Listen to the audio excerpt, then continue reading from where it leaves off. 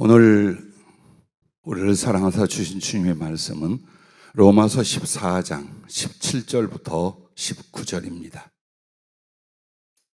다 함께 찾으셔서 함께 봉독하도록 하겠습니다. 신약성경 로마서 14장 17절부터 19절까지입니다. 하나님의 나라는 먹는 것과 마시는 것이 아니요 오직 성령 안에 있는 의와 평강과 희락이라. 이로써 그리스도를 섬기는 자는 하나님을 기쁘시게 하며 사람에게도 칭찬을 받느니라. 그러므로 우리가 화평의 일과 서로 덕을 세우는 일을 힘쓰나니. 아멘.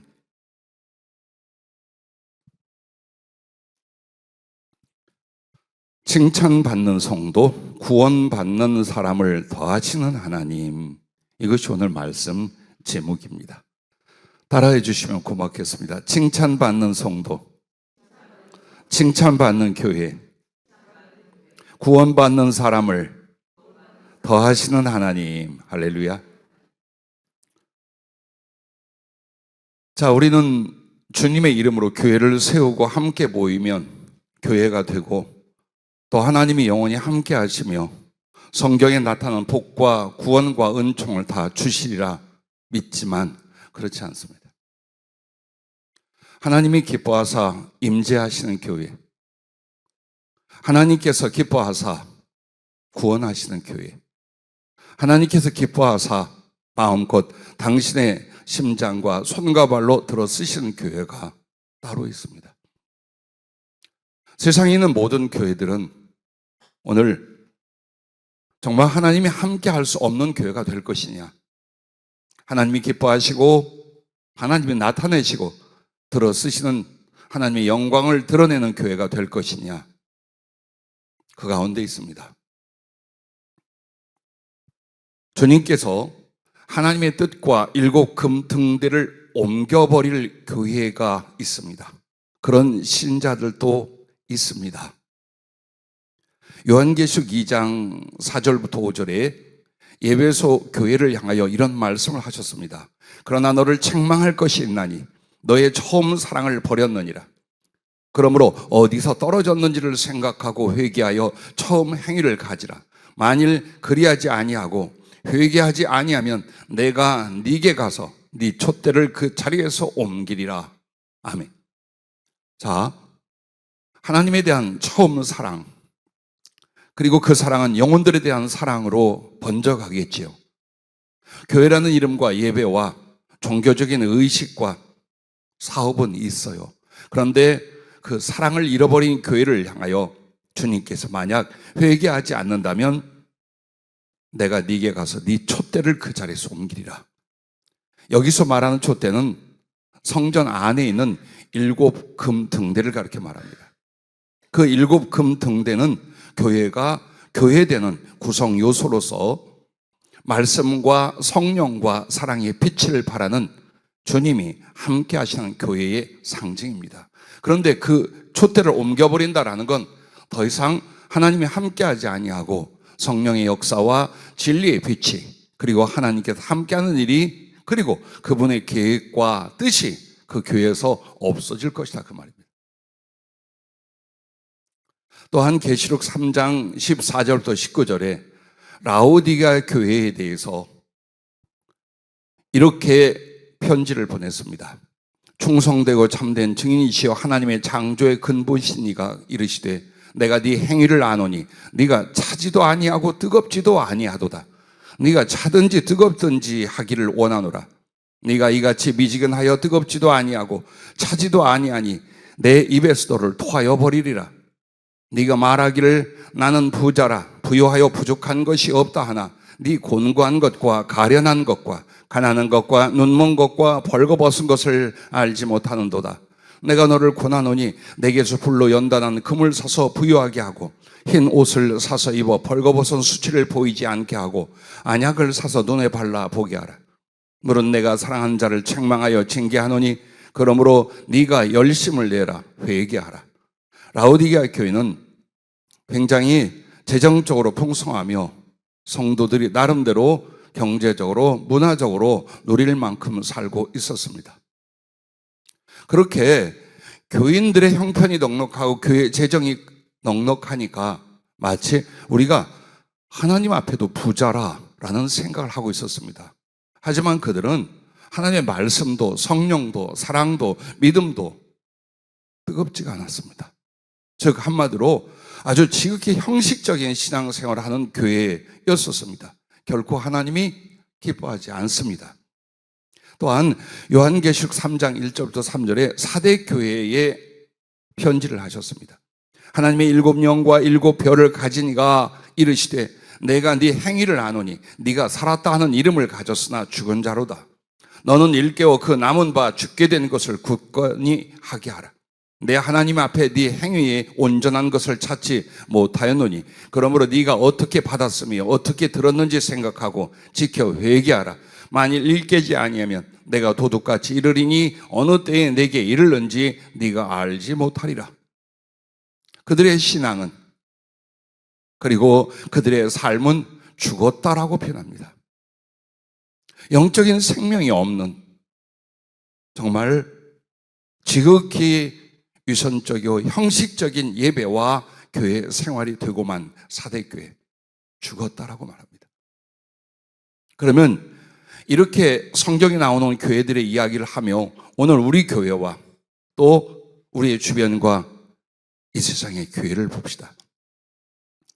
하나님께서 그 교회에 함께 할 수 없다. 그리고 비전과 계획을 취소해 버릴 수밖에 없다라는 5가지 교회가 있습니다. 그 첫째가 복음이 없는 교회입니다. 설교도 있고 성경을 가르치긴 하는데 십자가의 도가 온전히 선포되고 가르쳐지지 않는 것입니다. 어떤 메시지를 어떤 하나님의 말씀을 교육하고 공부하는가를 보라는 것입니다. 과연 구원의 복음이 하나님을 사랑하고 경외하게 만드는 거룩한 말씀이 그 교회에 있는지. 두 번째는 기도가 없는 교회라고 하셨습니다. 하나님과 진리에 사모함이 없어 주님과 교제와 순종과 은혜가 희박해지기 시작합니다. 그러므로 아무도 신령한 일들과 주를 섬기는 영적인 일들과 기도에 힘을 쓰지 아니하며 기도는 형식적으로 치우칩니다. 그 교회는 아무런 능력도 역사도 일어나지 않습니다. 세 번째는 사랑이 없는 교회입니다. 하나님께도 사랑이 식어버렸지만 교회 안에서와 이웃에게 다툼과 이기심으로 섬김과 화평과 기쁨이 메말라 버리면 하나님은 같이 할 수 없습니다. 네 번째는 전도, 선교가 없는 교회입니다. 자기들의 생활과 삶이 바빠서 하나님께 대한 열정도 영혼 구원에 대한 열심도 없어 고인물이 되고 만다라고 하셨습니다. 물은 흘러야 합니다. 위로부터 피가 되어 내리고 강수가 온 땅을 적셔 생명을 줘야 합니다.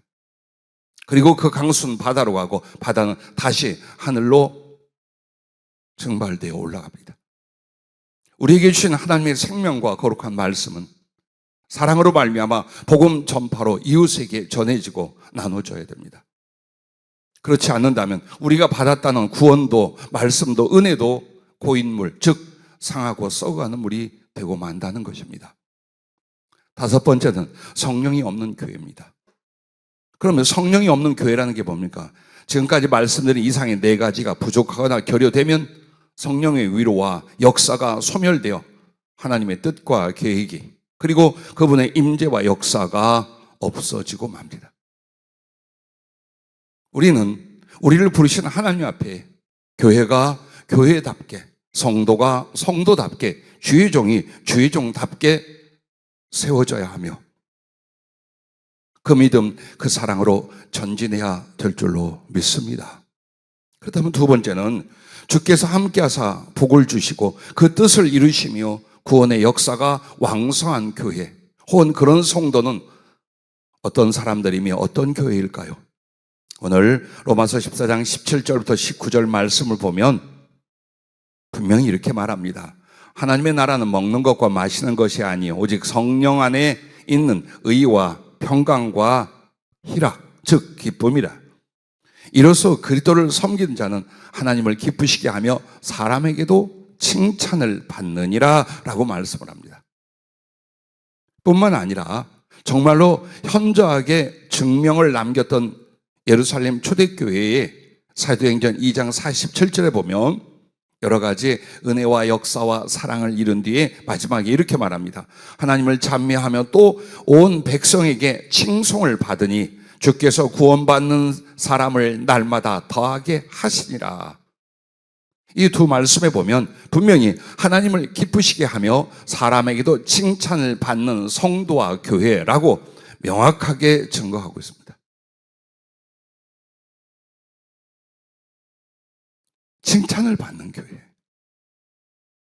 세상 사람이 까짓거 우리를 뭐라고 하면 어때? 아닙니다.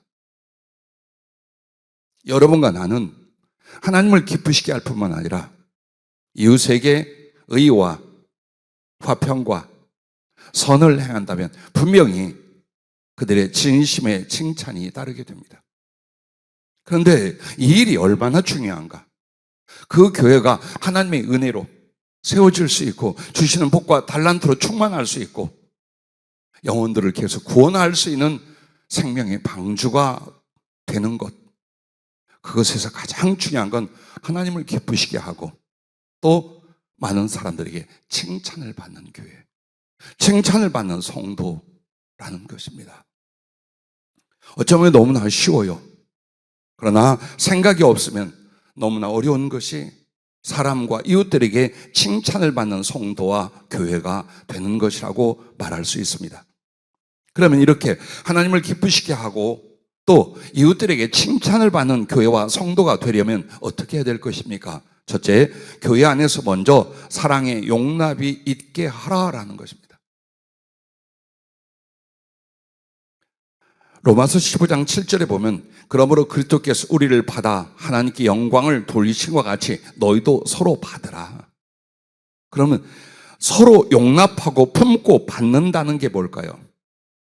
로마서 15장 1절 말씀을 보면 믿음이 강한 우리는 마땅히 믿음이 약한 자의 약점을 담당하고 자기를 기쁘게 하지 아니할 것이라. 즉 한마디로 내가 나름대로 은혜를 받았어요. 믿음이 있어요. 혹은 성숙한 인격과 은혜를 입었어요. 그렇다면 그 연약한 자들, 한마디로 우리 믿음의 형제들 중에는 내가 생각하기에 미숙하거나 실수가 있거나 나와 다름이 있을 수 있습니다. 그러나 그것을 질책하고 원망하고 배척하지 말라라는 것입니다. 오히려 긍휼을 품고 배려하고 이해하며 용납하여 그의 성숙을 도우라는 것입니다. 주 안에서 가장 중요한 건 형제애와 동지애입니다. 우리는 하나님 아버지를 믿고 섬긴 자입니다. 한 주님을 사랑하고 따른 자입니다. 한 성령을 마신 하나님의 사람들입니다. 여러분의 혈액은 예수의 피요, 여러분의 인격은 하나님의 말씀이요, 여러분의 영은 같은 성령으로 붙잡힌 줄로 믿습니다. 그러므로 진정한 가족과 형제가 누구냐? 왜 교회의 교인들을 형제라고 말하느냐? 혈육 지친같이 하나 되고 사랑하라는 것입니다. 땅에서도 같이 있지만 육을 벗고 하늘에 가서도 영원히 가족이 되고 사랑이 될 사람들이 바로 이 사람들이요, 우리 교회 식구들입니다. 그러므로 네가 혈육들을 사랑하고 그리고 지친들을 사랑한다면 그보다 훨씬 더 형제애를 가질 대상은 교인들이다. 성경은 그걸 우리에게 가르치고 있습니다. 또한 동지애라는 게 뭡니까? 여러분은 생명을 구원한 거룩한 영적 싸움터에 있는 사람들입니다. 여러분의 대적과 적군은 같은 교인이나 이웃이 아닙니다. 사단이요, 악한 것입니다. 그 악한 것들이 미혹하며 싸우게 하며 무너지게 만드는데 우리는 똘똘 뭉쳐 전장에서 전우애를 동지를 갖고 서로를 돕고, 누가 상처를 받았습니까? 누가 다쳤습니까? 누가 어려움을 겪습니까? 가서 일으켜야 합니다. 끝까지 붙잡고 이 사선을 넘어 주의 이름의 승리를 가져올 때까지 아끼고 기도하고 사랑하고 도와줘야 됩니다. 그것이 진정 하나님이 함께하는 교회, 예수 그리스도의 교회인 줄로 믿습니다. 나는 처음에 어땠습니까? 아니, 나는 지금도 어떻습니까? 미흡함과 부족함이 얼마나 많이 있습니까? 또 실수는 얼마나 많습니까? 약점은 얼마나 많습니까? 그럼에도 주께서 우리를 사랑하시고 붙들어 주시고 오래 참아주시고 용납해 주셨습니다. 그 그리스도를 배우고 그리스도의 행하심을 따라하는 것이 교회요 성도입니다. 나와 다르면 잘못입니까?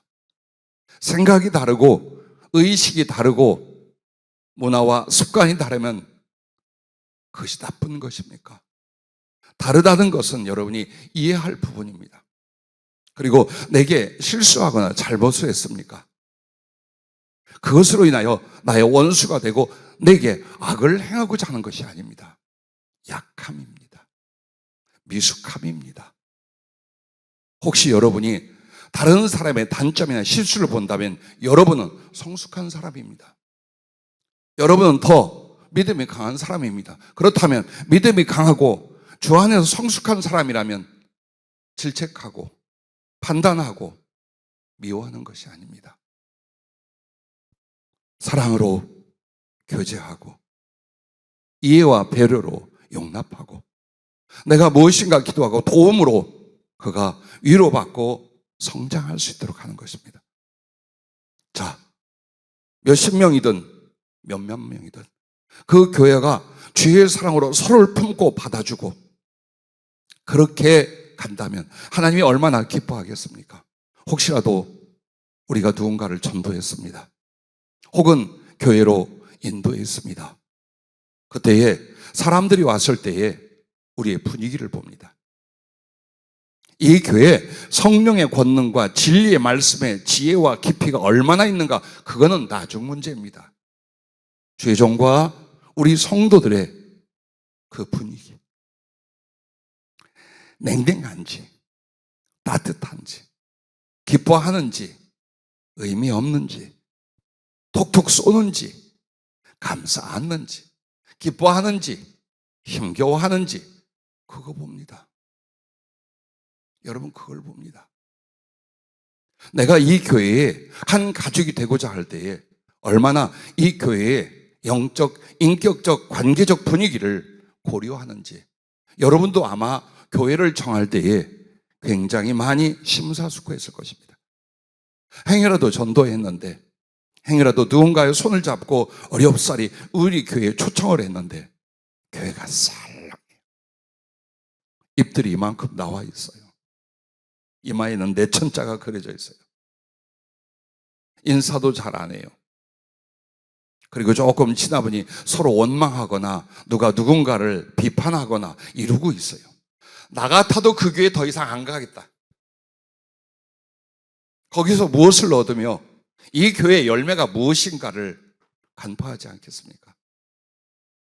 그런 이들을 우리가 못났다, 믿음 없다 책망하겠습니까? 아닙니다. 여러분과 나는 당연하면서도 복음 전파를 위하여 혹은 다른 영혼들을 안정되어 은혜로 양육하기 위해서도 교회 안에서 먼저 서로 사랑의 용납이 있어야 할 것입니다. 두 번째는 주님과 형제를 기쁘게 하라는 것입니다. 로마서 15장 3절 말씀을 보십시오. 그리스도께서도 자기를 기쁘게 하지 아니하셨나니라고 말합니다. 즉 비난과 원망은 자기에게 돌리셨어도 절대로 다른 사람들과 상황과 관계를 인하여 자기 기뻐함, 자기 자랑을 추구하지 않으셨어요. 하나님의 자녀들은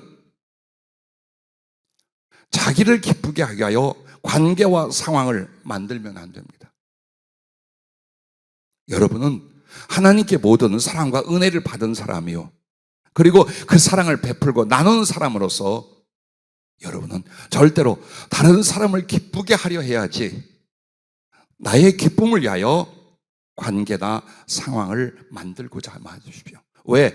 그렇게 할 때 그 마음과 행위로 말미암아 비방과 원망이 나오고 다툼과 시기, 이기적 행동이 교회 안에서 계속됩니다.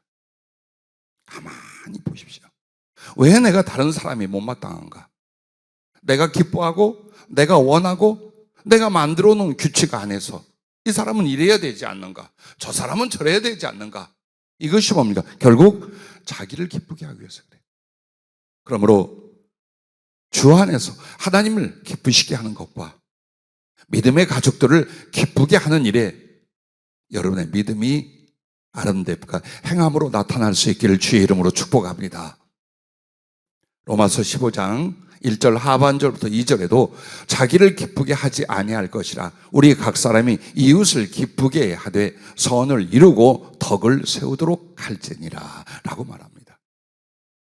이것은 성령의 열매요, 구원의 은혜요, 마땅히 그리스도를 본받고 닮아가는 성도들의 거룩한 의무인 줄로 믿습니다. 그러므로 여러분과 내 마음속에서 오직 하나님을 기쁘시게 하고 형제와 이웃을 기쁘게 하려 해야 할 것입니다. 로마서 15장 5절부터 7절에 보면 이제 인내와 위로의 하나님이 너희로 그리스도 예수를 본받아 서로 뜻이 같게 하여 주사 한 마음과 한 입으로 하나님 곧 우리 주 예수 그리스도의 아버지께 영광을 돌리게 하려 하노라. 그러므로 그리스도께서 우리를 받아 하나님께 영광을 돌리시과 같이 너희도 서로 받으라 라고 말합니다. 그렇습니다. 우리는 항상 우리의 마음에 그리고 삶의 방식과 방법이 하나님께 영광을 돌려드리는 일입니다. 그런데 하나님을 기쁘시게 하고 영광을 돌려드리는 일이 뭐냐? 이 땅에서 주 안에서 맺어진 내 형제들에게 선을 행하고 의를 행하고 화평을 하고 덕을 구하여 서로 하나의 서클이 되고 그리고 한 몸이 되는 것, 바로 이 부분입니다. 그러므로 주님께서 십자가의 고난을 당하시기 전 마지막 날 밤에 제자들에게 풀어 읽는 말씀 요한복음 13장부터 17장까지 보면 그 주제가 뭡니까? 내가 너희를 사랑한 것처럼 너희도 서로 사랑하라, 그 말씀입니다. 예, 우리 하나님께서 우리 가운데 임하시는 하나님의 모든 진리와 구원과 사랑은 우리가 무엇으로 압니까? 내 마음에 임한 주님에 대한 사랑과 내 형제들에 대한 사랑으로 그게 열매가 되는 것입니다. 그리고 우리는 그 열매를 더 풍성하게 함으로 말미암아 서로의 사랑이 힘이 되고 능력이 되고 영혼 구원의 역사를 이룰 뿐만 아니라 하나님께 큰 영광과 기쁨을 돌려드린다는 것을 잊지 마시기 바랍니다. 습관이 돼서 입이 근질근질해도, 버릇이 돼서 성품을 속에서 콱콱 올라와도 참으십시오. 아니, 기뻐하고 사랑하고 화목하기를 습관을 만들고 성품을 만드십시오. 하나님이 기뻐하십니다.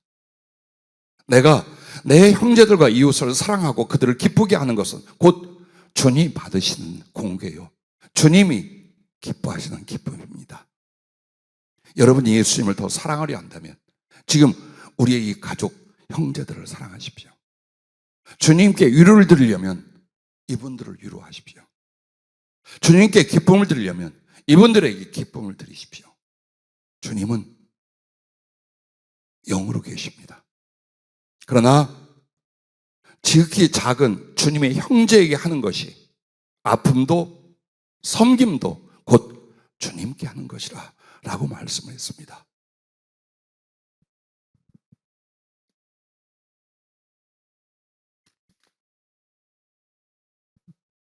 슬픈 이야기를 하나 해드리려고 합니다.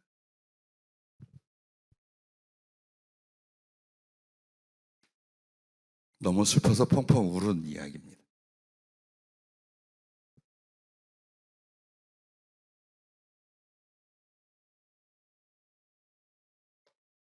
여러분에게 전하려고만 해도 가슴이 먹먹해집니다. 어제 새벽에 한 꿈을 꿨습니다. 꿈이 너무나 사실 같고 생시 같아서 잠을 깬 뒤에도 아무것도 잊혀지지 않았습니다. 그 내용은 이와 같습니다. 우리 교회 이승의 강도사가 바닷가 시골 외딴 마을에 복음을 전하며 섬기고 예배를 인도하고 있었습니다. 나도 한편으로는 대견하고 한편으로는 걱정이 돼서 함께 차를 타고 그 바닷가로 갔습니다. 차도 들어갈 수 없는 모래길이라 내려서 걸어갔습니다. 모래에 빠지고 힘들며 내 하얀 운동화는 금방 더러워졌습니다. 어느 집 앞에 도착했는데 넉넉해 보이지 않는 가난하고 초라한 집이었습니다. 그 집 앞에 도착하니 집 주인으로 되어 보이는 이유가, 그리고 그 가족들이 아주 반갑게 우리를 맞아주었습니다. 그리고 그 집으로 들어가려고 신을 벗는데 그 집 담 너머에 20대 청년이 해맑게 웃으며 서 있었습니다. 그 딱 보니까 내 생각에 그 모습이 썩 정상으로 안 보였습니다. 희죽희죽 웃고 있어서 모자른 바보같이 보였습니다. 그리고 나는 들어가 예배를 드리고 나오는데 누군가가 내 운동화, 그 흰색 바탕에 하늘색이 받쳐주는 그런 운동화였어요. 끈매는 이렇게 많이 끈을 매는 운동화인데 그 운동화의 끈을 양쪽 다 풀어가 버렸습니다. 운동화에 끈이 없었습니다. 둘러보니 담장 밖에 여전히 그 바보 같은 청년이 서서 웃고 있었습니다. 난 잔뜩 화가 치솟았습니다. 이 바보 같은 놈이 하필 내 운동화의 끈을 풀어가서 모자란 놈이 하는 짓도 바보 같은 짓을 하고 있네. 속으로 욕을 하고 분노가 일어났지만 차마 목사라는 생각에 소리 지르고 버럭버럭 화를 내지는 못했습니다. 그때 나의 하는 소리와 모습을 지켜보던 그 바보가 여전히 웃으며 내게 다가왔습니다. 그리고 바닷가에서 뜯어 말린 김 있잖아요. 그 성기고 조금 질긴 원래 김이 있습니다. 그 김을 내어주면서 이것을 양말 대신 발에 싸서 신어보세요. 운동화를 신기도 부드럽고 발이 편해질 것이에요 라고 했습니다. 다시 보니까 나는 양말도 신지 않은 맨발이었습니다. 그리고 다시 신기를 힘들어하고 있었습니다. 그때 그가 내 운동화 끈이 아니나 짧은 그리고 짙은 녹색 끈 2개를, 그러니까 운동화 끈의 반도 안 되는 그런 짧은 2개를 나한테 주면서 운동화를 그걸로 묶고 걸어보라고 했습니다. 또 화가 났습니다. 아니, 김을 발에 싸서 신을 신어보라고 엉터리 같은 소리를 하더니 이제는 짧아서 운동화 끈으로 쓸 수 없는 작은 것을 주며 신을 메고 걸으라니 이 바보 멍청이가 나를 놀리는가? 더욱 참을 수 없는 분노가 일어났습니다. 그러나 하는 수 없이 준 그 김을 한번 발에 싸서 운동화를 신었습니다. 그랬더니 정말 부드럽게 발이 들어가고 너무 편했어요. 그 바보 같은 청년이 작은 그 녹색 끈으로 내 운동화 양쪽 짧으니까 모자라니까 중간 부분에 위에 아래 구멍 2개 해서 X자로 이렇게 해서 껴가지고 딱 묶어서 리본을 착 만들어줬어요. 비웃듯 화가 잔뜩 나서 나는 쳐다보고 있었습니다. 그런데 그 리본 매듭과 모양과 색깔이 너무나 예쁘고 운동화는 이전보다 더 편안하고 단단하게 묶어졌고 나는 기쁘게 걸어가게 되었습니다. 그 청년 여전히 내가 욕하고 화내는 것을 아랑곳하지 않고 웃으며 친절하게 도와줬습니다. 집주인들과 그 청년이 해산물 같은 것을 잔뜩 쌓아줘서 풍성한 선물과 기쁨을 안고 돌아오게 됐습니다. 그리고 우리 교회에서 내가 설교하고 간증하면서 나의 쉽게 오해하고 분노하고 원망 불평하는 연약함과 그럼에도 끝까지 친절한 그 바보 청년과 바닷가 시골집 사람들의 따뜻함을 증언하고 있었습니다. 그렇게 꿈이 끝나고 잠을 깨어 일어났습니다. 근데 사실처럼 생생하게 기억이 나서 꿈 이야기를 얼마 뒤에 별 뜻 없이 주변 사람들에게 이야기를 이런 꿈을 꿔서 하고 있었습니다. 그때 주님의 모습이 보였습니다. 그리고 내 옆에서 주님께서 말씀하셨습니다. 꿈에 네가 화내고 욕하던 그 바보가 누구이겠느냐? 바로 나였느니라. 그렇게 말씀하셨습니다. 오 주여 하고 너무 놀라 가슴이 폭격 맞은 것 같고 온몸에 소름이 쫙 돋았습니다. 그리고 더 설명을 해 주셨습니다. 그 운동화는 내가 네게 준 목양의 일과 복음 전파 사역이니라. 그런데 끈이 없으면 어찌 그 신을 신고 달려가겠느냐? 그 신발의 끈은 너의 심령이니라. 네가 사랑과 신뢰를 잃어버리고 쉽게 판단하고 화를 내고 미워하거나 못마땅하게 여기면 넌 마치 신발은 있으나 끈이 없어 신고 달릴 수 없게 되는 것과 같으니라. 너는 바보라 욕하던 내가 네 운동화 끈을 풀어가지 않았으나 꿈속에서 그 웃고 있던 바보 같은 청년이 풀어가지 않았어요. 근데 내 짐작에는 걔만 있었어. 그리고 쟤는 모자란 애야. 그러니까 내 운동화에서 끈을 저것이 풀어갔지 하고 분노와 욕설이 거기서 일어났던 거예요. 그런데 주님이 너는 바보라 욕하던 내가 네 운동화 끈을 풀어가지 않았으나 그렇게 오해하고 욕하고 화를 냈으며 웃고 있다는 것만으로 미친놈 바보 같은 놈이라 오해하고 멸시하였느니라. 또한 너를 도우려는 친절과 도움을 네 생각에 맞지 않는다고 또 화를 내고 욕을 하였느니라. 그러나 결과는 네 발이 편안하고 신을 신기 좋고 걷기도 좋게 되지 않았더냐. 그 발을 쌌던 검정색의 김은 곧 겸손을 가르치는 것이니라. 작지만 아름답고 잘 맞게 묶어준 녹색 운동화 끈은 사랑을 위한 오래 참음을 너에게 가르치는 것이었느니라. 김은 입으로 가야 할 귀한 것이로되 너의 발을 싸주었으니 그것이 겸손이요 온유이니라. 이것이 없이는 절대 섬김과 충성을 이룰 수 없느니라. 또한 녹색이 작은 끈은 어찌하여 신을 온전하게 묶어 편안하게 걸을 수 있게 하고 아름답게 보였겠느냐. 한 영혼을 구원하고 사랑하여 위로, 치유, 양육하려면 결코 변치 않는 사랑의 오래 참음이 있어야 하느니라. 내가 네게 언제나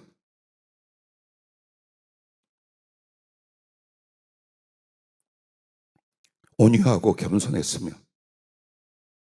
너를 사랑하여 구원하고 창성케 하고 합당하게 사용하려 얼마나 오래 참아주며 믿어주고 도우며 지금까지 같이 하였느냐. 내가 너희에게 웃고 친절하면 바보 같고 미친놈 같으냐. 내가 너희 곁에 항상 같이 있으면 하찮고 모자라 그렇게 보여 귀찮다냐. 네가 화를 내며 오해하고 범죄해도 내가 화를 내지 않으면 내가 천치로 보이더냐. 내가 언제 나를 기쁘게 하려 한 일이 있더냐. 언제 어떤 일이라도 너를 기쁘게 하고 네게 유익이 되게 하려 나는 낮은 자리에 있고 너를 도우며 희생하지 않다냐.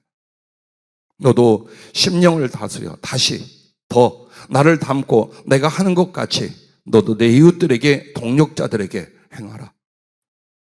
다시는 네 사역의 신발을 꼭 매어 달리게 해줄 너의 심령과 성품을 어리석고 악한 것에게 빼앗기지 말아야 할 것이니라. 그 바닷가 가난하고 무식해 보이던 그 집 사람들은 그 바보의 어머니 아버지였느니라. 그들은 너의 교인들이며 너의 동역자들이니라.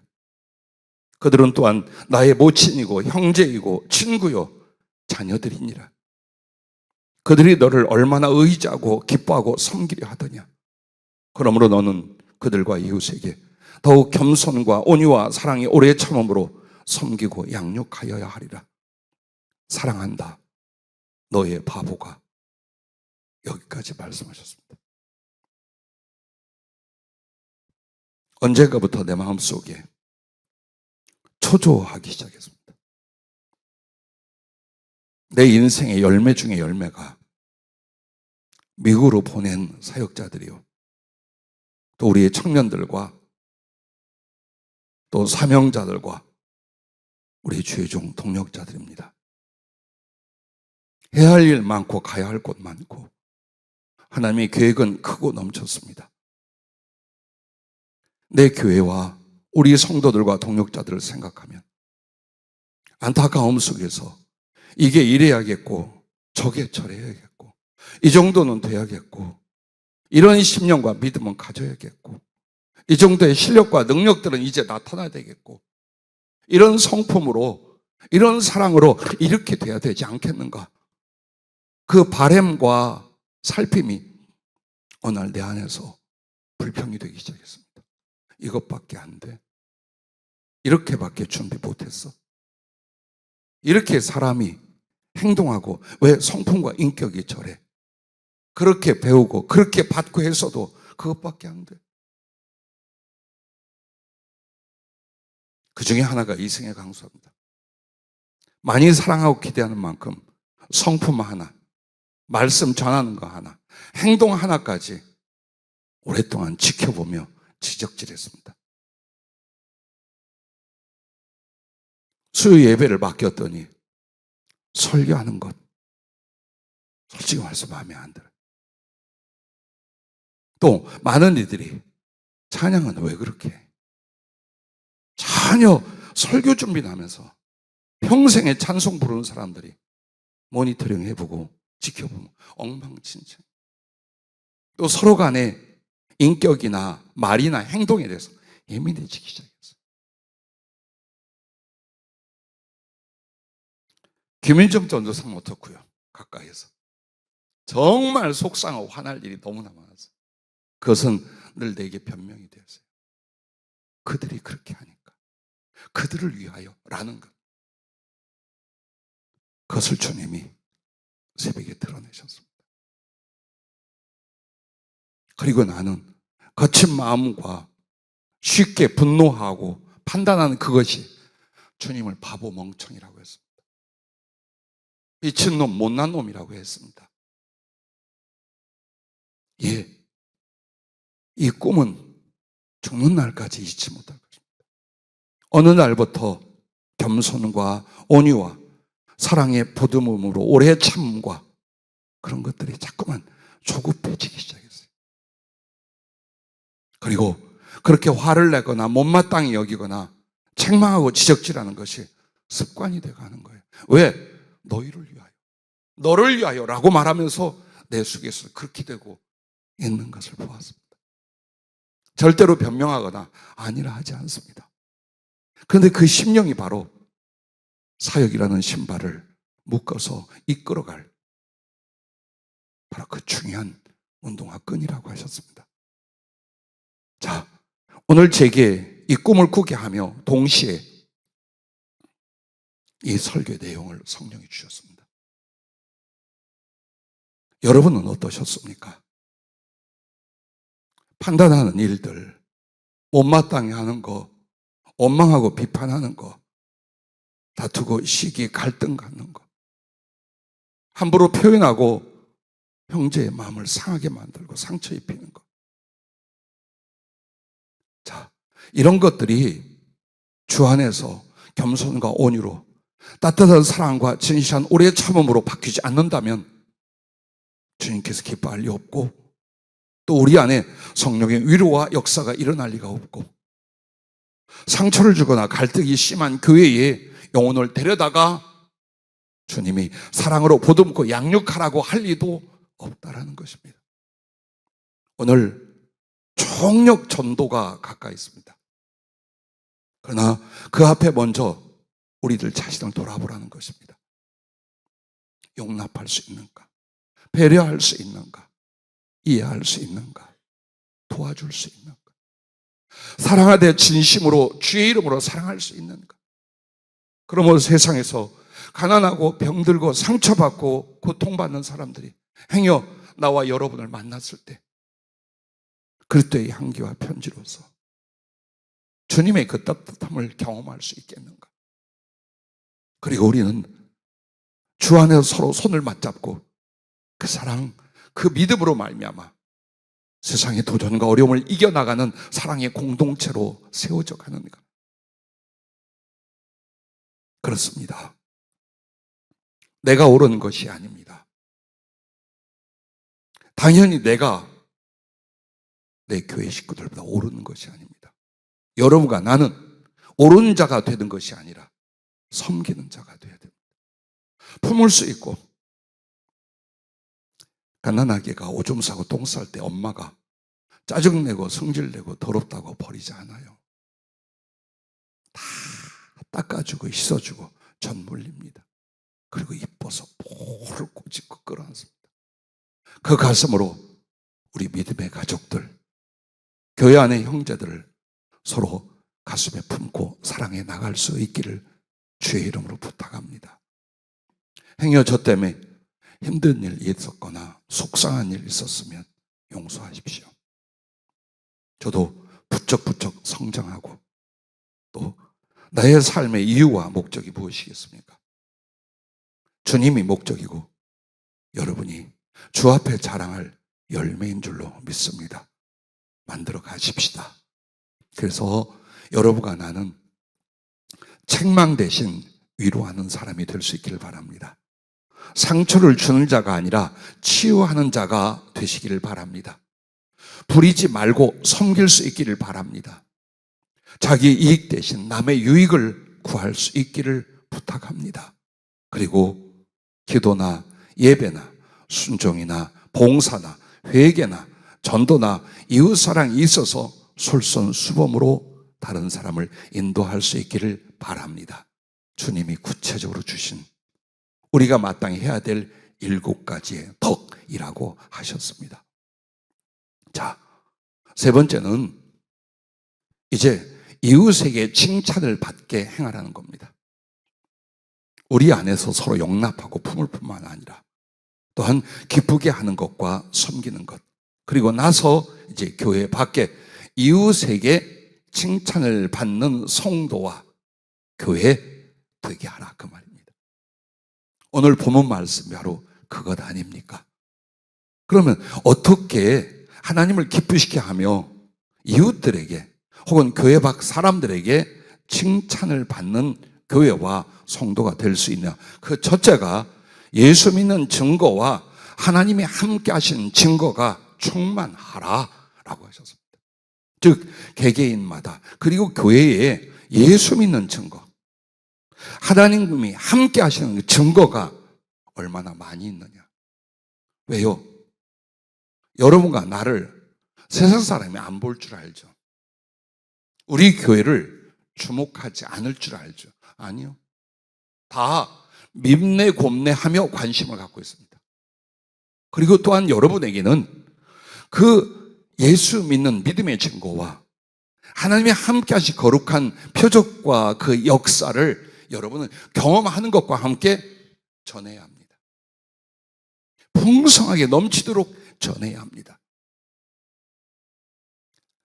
사도행전 2장 42절부터 47절까지 초대교회 예루살렘 교회는 날마다 구원받는 백성이 더했고 한 번에 5,000명, 수천 명이 회개하고 돌아오는 역사가 강력하게 일어난 교회입니다. 근데 그 교회의 특징 3가지가 뭐냐면 이렇게 말합니다. 그들이 사도의 가르침을 받고 서로 교제하고 떡을 떼며 오로지 기도하기를 힘쓰니라.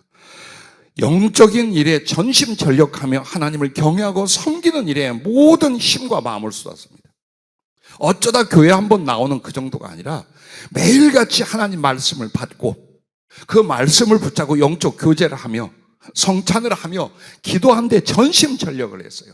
그러함으로 사람마다 두려워한데 사도들로 말미암아 기사와 표적이 많이 나타나니, 예, 하나님이 함께 하신 증거, 성령의 살아 역사하는 그 능력들, 믿음대로 기도하는 대로 복음을 전하는 대로 하나님께서 말씀을 이루는 기사와 표적과 권능이 강력하게 교회에 일어나기 시작한 거예요. 경건한 두려움이 일어나기 시작한 거예요. 교회 안에서 교회 밖에서 와, 저거 봐라, 이런 일이 일어나네. 자, 그와 같이 합니다. 그러면서 동시에 교회 식구들은 믿는 사람이 다 함께 있어 모든 물건을 서로 통용하고 또 재산과 소유를 팔아 각 사람의 필요를 따라 나눠주며 날마다 마음을 같이하여 성전에 모이기를 힘쓰고 집에서 떡을 떼며 기쁨과 순전한 마음으로 음식을 먹고 하나님을 찬미하며. 이 말이 뭡니까? 예수님을 중심으로 한 성령으로 말미암아 서로의 사랑과 섬김과 교제가 너무 깊고 아름답습니다. 어느 누구도 이것은 내 거야, 여기는 내 자리고 이 물건은 내 물건이고 내 재산은 내 것이고 내가 번 것이고 말이야, 이건 내 재능이고 내가 이 은사를 그냥 받은 줄 알아 어떻게 받았는데 말이야, 이런 사람이 없더라 이 말이야. 왜? 내가 가진 모든 것이 주께서 주신 것임을 깨달은 거예요. 하나님의 말씀과 성령의 사람들은 지극히 죄성 안에 그 이기적인 존재들로 하여금 하나님께 받은 사랑을 알게 하는 거예요. 그리고 삶이 무엇이냐? 받은 바 그 사랑을 세상에 실천하고 나누는 것, 그것이 구원의 삶이라는 것, 하늘을 사는 사람들의 삶이라는 걸 철저히 알고 있는, 그리고 매우 그것을 기뻐하는 거예요. 지금처럼 인색한 교회, 이기적인 성도, 자기밖에 모르는 주의종, 그런 것이 없었다는 겁니다. 자, 이게 믿음의 증거입니다. 하나님이 함께 하신 증거는 기사와 표적으로 나타났어요. 믿음의 증거가 뭐냐? 주님을 사랑하기에 이웃과 형제를 사랑하는 거예요. 여러분과 내가 믿습니다 하고 침을 튀는 게 아니에요. 열변을 토하여 토론하고 다투는 게 아니에요. 믿음의 증거는 내가 예수님을 만나고 구원받았음으로 말미암아 그 받은 은총과 사랑을 이제 사람에게, 이웃에게 나눌 수 있는 것. 아, 변했네. 정말 달라졌네. 저렇게 예수 믿는다면 나도 믿고 싶어. 그게 우리 교회와 우리들의 믿음의 증거가 되는 것인 줄로 믿습니다. 그러자 어떻게 됩니까? 또 온 백성의 칭송을 받으니 주께서 구원받는 사람을 날마다 더하게 하시니라. 즉 이웃들에게는 더 이상의 비난이 없었어요. 잘못됐다, 이단이다. 얼마나 처음에 유대교회에 있어서 예수 믿는 크리스찬들은 이단이었겠습니까? 어떻게 신성 모독을 하고 악한 자와 함께 죽어간 예수가 하나님의 아들이라 하는가? 온 유대인이 기다렸던 메시아라 하는가? 저것들 정신 나간 것들. 아니, 아주 잡아 죽여버려가지고 이 신성 모독과 진리를 꺾어버린 약한 이단은 없애버려야 돼. 이게 초대교회가 있을 때 그 주변 분위기였어요. 서슴없이 테러하고 폭력을 쓰고 죽이고 빼앗고 얼마든지 했었어요. 그런데 얼마 가지 않아서 그들이 동경하기 시작했어요. 와, 저들의 사랑을 봐라. 이게 하나님의 사랑이 아니겠는가? 이것은 교회사에서 기록으로 전승되는 내용이에요. 자, 그렇게 그 파도를 넘고 나니 사랑으로 말미암아 많은 사람들의 마음에 믿음과 인정함을 불러일으켰던 거예요. 우리는 영혼을 구원하며 여러분이 복과 하나님의 쓰실 달란트를 충만하게 받으며 성령 충만한 교회가 되고 많은 영혼을 살려내는 교회가 되는 건 우연이 아닙니다. 그리고 오직 전도라는 행위의 노력만으로가 아닙니다. 교회가, 성도가 총체적으로 하나님의 말씀과 사랑 안에서 성숙하는 것입니다. 그 모습을 보고 병든 양도, 굶주린 양도, 죽어가는 양도, 더 살찌워서 많은 새끼를 낳을 양도 선한 목자께서 그 목장에 맡기실 줄로 믿습니다. 할렐루야. 그러므로 말씀과 성령의 역사로 변화와 체험과 표적이 우리 교회에 더욱 많아지게 될 수 있기를 바랍니다. 변화는 바로 여러분과 내가 이기적이고 지극히 자기중심적인 사람이 사랑을 위하여 하나님을 기쁘시게 하는 거룩을 향하여 변화되는 걸 말합니다. 그리고 고난과 역경과 가난의 때에 우리가 이렇게 믿고 이렇게 기도하고 이렇게 순종했더니 하나님이 이와 같이 은혜를 주시고 이와 같이 사랑으로 나타나시더라 라는 체험입니다. 그리고 안 될 일이 되게 하고 없는 일이 있게 하는 기사와 표적이 같이 말씀과 성령 안에서 일어나는 것입니다. 그리고 여러분은 그것을 어때요? 얼마든지 자랑하고 남들에게 증거함으로 말미암아 믿음의 증거, 하나님이 함께한 증거가 더욱 풍성하게 되게 할 수 있기를 주의 이름으로 축복합니다. 또한 이웃에게 칭찬을 받게 행하려면 이것입니다. 성도와 교회의 품격을 높이라라고 하셨습니다. 품격을 높이라.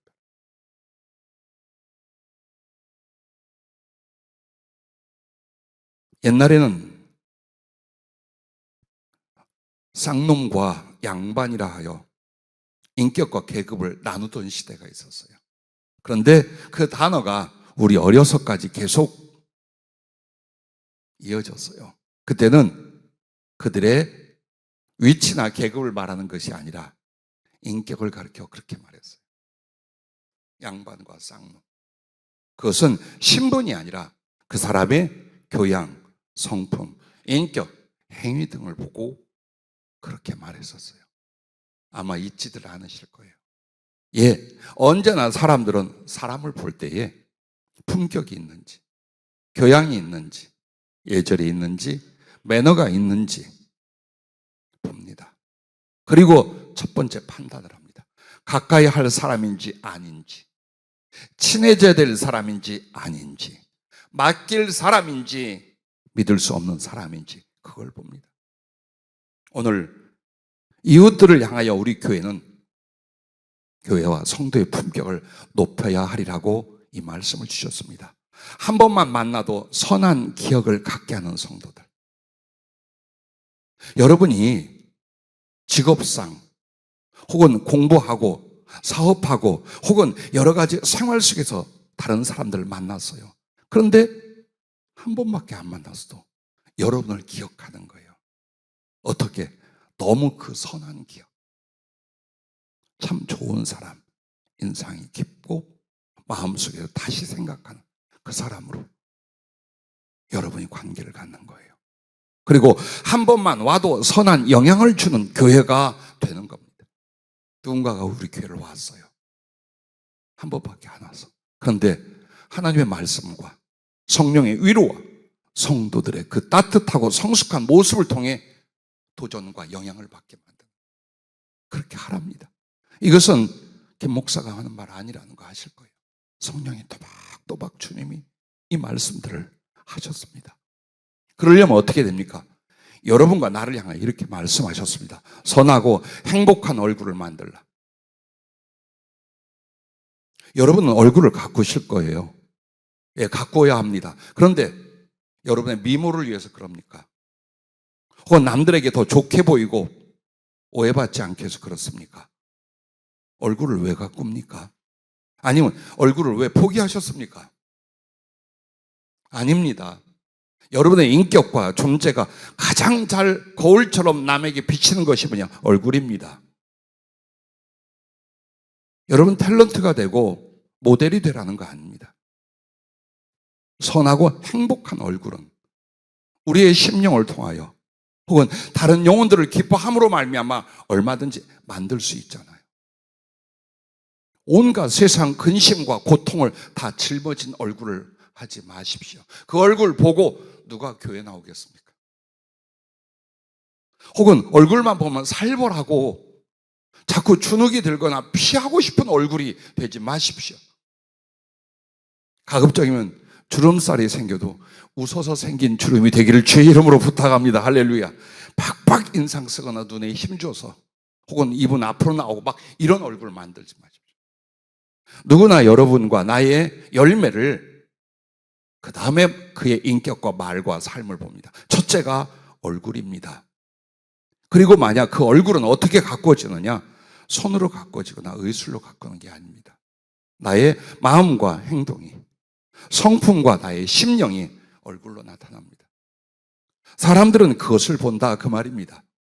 내가 믿음의 사람이에요. 내가 하나님의 종이에요. 내가 예수로 말미암아 구원받고 하나님의 모든 사랑과 은총을 받고 천국에 갈 사람이에요. 그런데 선하지도 않고 행복함도 없어.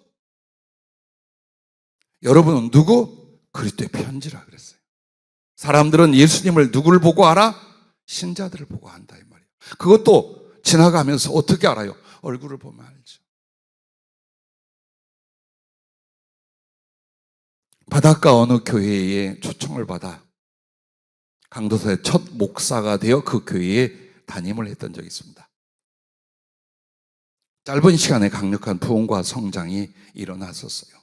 그런데 아주 초라하고 거의 잠자는 듯한 교회였었습니다.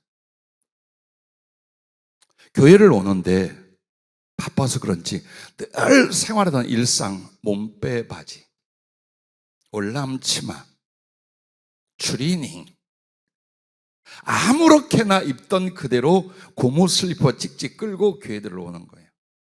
물론 그렇지 않은 분들도 있었어요. 여기에 특성인가? 이 교회의 믿음인가? 그러다가 5일장에 선 어느 날 어머니하고 장애를 가봤어요. 우리 교회 여자 집사님들 성도님들이 많이 왔어요. 아주 아껴뒀던 양장에 하의를 신고 미장원을 다녀온 머리에 화장을 곱게 했어요. 그리고 시장바구니 들고 다니더라고요. 주일날 옳다커니 집사님들 시장에서 참 예쁘고 멋있습니다. 아멘. 그러고요, 속없이. 그런데 교회는 고무 슬리퍼 신고 몸빼 입고 추링 입고 옵니다. 그게 뭐 잘못돼서? 아니요. 여러분을 봅니다. 교회에 다니는 사람들이 얼마나 교회에 가는 것과 예배 드리는 것, 하나님을 향한 자세가 어떤 열심이 있는지, 얼마나 행복해 하는지, 얼마나 기뻐하는지 반드시 이웃들과 주민들이 봅니다. 교회에서 바꿔줬어요. 가장 좋고 예쁜 옷, 그리고 가장 깔끔하게 자기를 단장하기 시작을 했어요. 그리고 주일이면 아무리 바빠도 다 일손 놓고 모든 성도들이 즐겁게 성경 찬송 가슴에 안고 교회를 올라오기 시작을 했어요. 나중에 전도하여 온 동네 주민들이 그 말이에요. 저들은 무슨 팔짱가, 무슨 팔짱이래, 이렇게 바쁘고 힘들고 어려울 때 저렇게 희낙하고 조화를 하며 새 옷 입고 즐겁게 손잡고 교회들을 다녀요. 그런데 나는 무슨 팔짱가? 예, 여러분에게 있어서 특별히 선하고 행복한 얼굴이 될 수 있기를 바랍니다. 하나님의 영광을 반영하고 이웃들에게 우리의 믿음을, 우리의 받은 은혜를 얼굴로 나타낼 수 있기를 부탁합니다. 두 번째는 교양 있고 덕 세우는 말을 할 수 있어야 됩니다. 여러분과 나는 말에 대해서 훈련을 하고 말에 대해서 지혜를 갖지 않으면 안 됩니다. 왜? 입에서 팍팍 나오는 말로 상처를 주거나 오해를 만들거나 갈등을 이야기해요. 그런데도 본인은 내가 뭐 못할 말해서, 여러분 나 요 말 들어봤어요. 뼈 때리는 말, 옳은 말 같은데 뼈가 시려 듣고 나면 하지 마세요. 내가 뭐 틀려, 여러분 옳고 그런 말이 아니에요. 남에게 위로와 기쁨과 용기를 주고 위로를 줄 수 있는 말. 즉 여러분과 나의 언어, 말 생활을 나를 나타내고 나를 증거하게 하여 남을 설득하고 남을 지적하기 위해서 말하지 마세요. 그를 위하여 말하려고. 누군가를 만났으면 그를 위하여 내가 말을 하려고 하세요. 얼마나 조심스러우며 얼마나 사랑과 믿음이 담기며 얼마나 그 사람을 깊게 이해할 수 있겠습니까? 근데 그게 아니라 나를 알리려 하고 나를 나타내려고 나를 주입시키려 하고 나로 인하여 저 사람 바꾸려. 아니요, 우리에게는 그런 의무를 준 적이 없고 그런 책임을 준 적이 없어요. 그래서 말이 어디에서 아름다워지느냐? 하나님을 생각하고 그 말을 듣는 사람을 위하여 말을 하려고 한다면 여러분은 은혜 끼치는 말, 교양 있는 말, 덕을 세우는 말, 합당한 필요를 따라 행하고 전하는 말씀이 됩니다. 그래서 여러분과 나는 소리라고 하지 말고 말씀이라는 소리를 듣기를 바라요. 소리는 뭡니까? 개소리예요.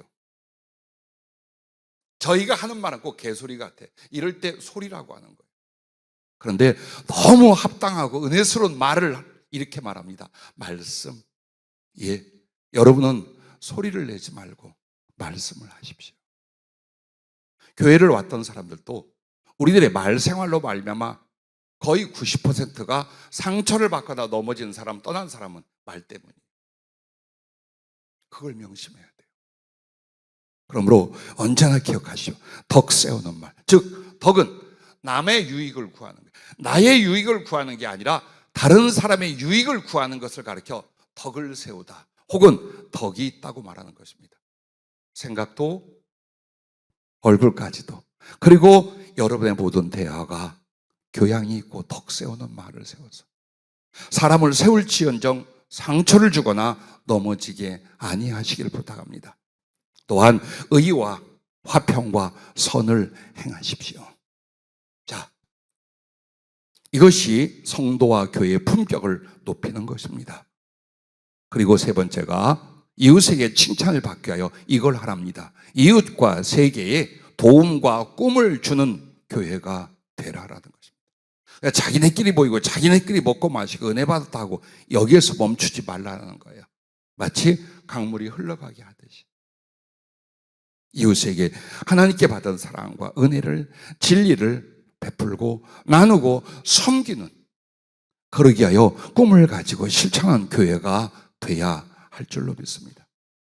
여러분, 우리 교회의 비전과 약속 그리고 방향이 무엇인 줄 아십니까? 어려운 사람들 모여서 위로받고 약간의 은혜 받고 이거 아닙니다.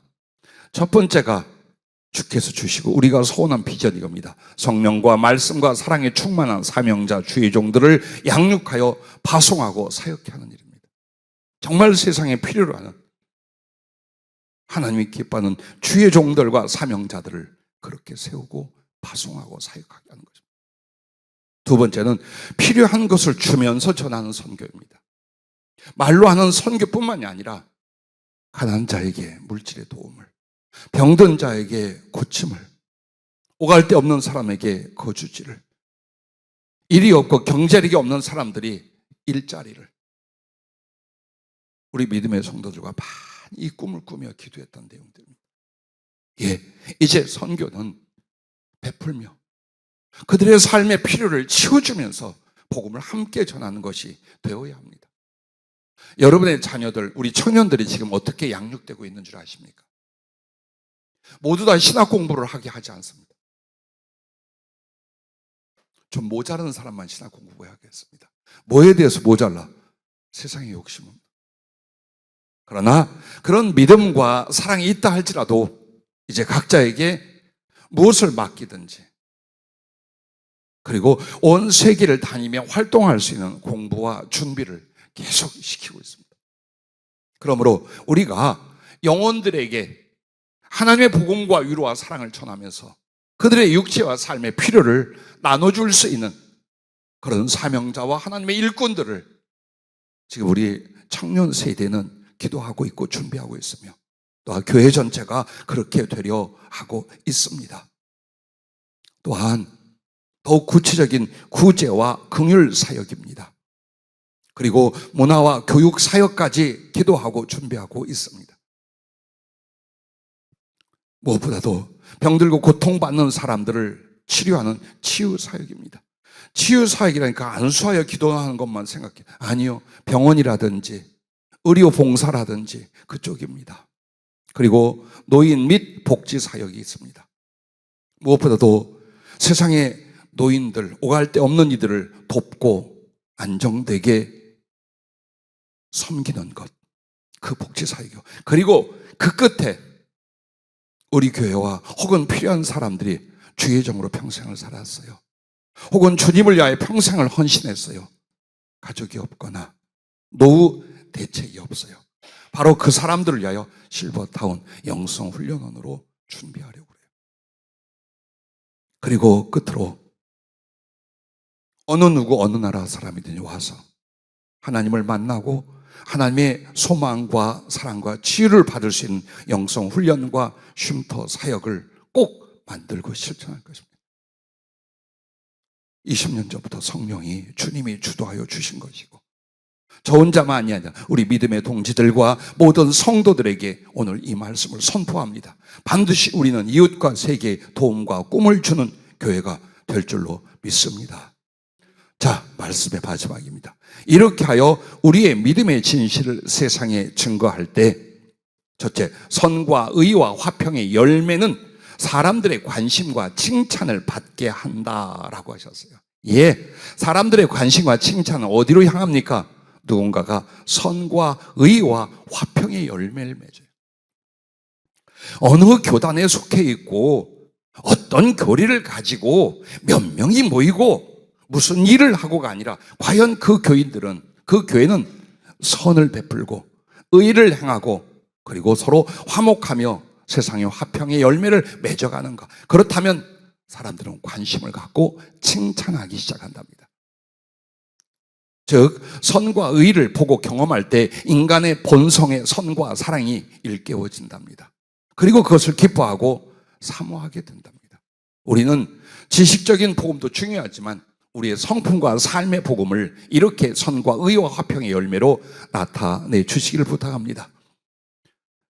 아무리 무슨 교회가 어떻고 뭐가 어떻고 비난이 있다 할지라도 성도와 교회의 도덕적 우월함은 그 믿음의 진실을 그들로 하여금 인정하게 만듭니다. 예, 도덕적으로 우월하고 탁월하다면 누가 그 교회를 혹은 기독교를 욕하고 비난하겠습니까? 그럼 도덕적이라는 게 무엇입니까? 의만을 말하는 것이 아닙니다. 더 선한 것, 더 사랑스러운 것, 더 베풀며 더 진실한 것, 그것을 추구해 나가는 그들의 모습, 그리고 그들의 잘못을 고치며 변화되는 더욱 선을 향하여 달려가는 바로 그 모습이 도덕적 우월인 줄로 믿습니다. 자, 그 다음에는 지혜와 감동을 주는 복음과 표적은 사람들의 불신을 부서뜨린다라고 했습니다. 예, 열린 심령에 여러분의 착하고 선한 다정스럽고 친절함의 심령이 열렸어요. 거기에 교회를 통하여 지혜롭고 감동적인 말씀이 있다면 거부되지 않을 것이랍니다. 또 하나는 하나님의 살아계신 표적과 기사가 나타날 때 영혼들의 부러움과 경외함을 일으킨다라고 하죠. 예, 교회가 교회다운 게 무엇이겠습니까? 하나님은 살아계심을 인격적으로 그리고 체험적으로 진리 안에서 증거하는 것입니다. 그때 누구든지 비난할 수 없어요. 누구든지 의심할 수 없어요. 누구든지 불신을 주장할 수 없어요. 너무나 명확하게 예수 그리스도가 구주요 하나님의 살아계심을 교회가 증거한다면요, 복음은 그렇게 전하는 것이고 거룩한 구원의 역사는 이래서 일어나는 것입니다. 이때 하나님은 교회에 달란트를 더해 주시고 구원받는 사람을 날마다 더해 주실 줄로 믿습니다. 이러므로 다시 한번 우리 교회가 너희는 먼저 하나님의 나라와 하나님의 의를 구하라. 그리하면 이 모든 것을 너희에게 더해 주시라는 마태복음 6장 33절의 말씀을 보게 되고 이루게 되고 증거하게 될 줄로 믿습니다. 기도하겠습니다.